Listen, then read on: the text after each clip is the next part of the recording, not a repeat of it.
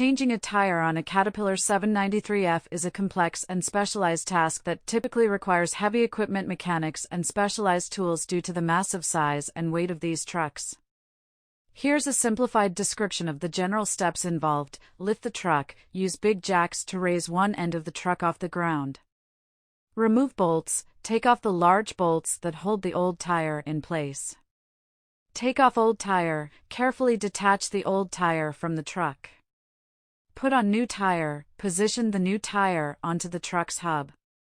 Secure bolts. Reattach and tighten the bolts to hold the new tire in place. Lower the truck. Gently lower the truck back to the ground. Double check. Make sure all bolts are tight to ensure safety. Changing a tire on heavy equipment like the Caterpillar 793F should ideally be performed by trained and experienced professionals who have the necessary tools and expertise to ensure safety and proper installation.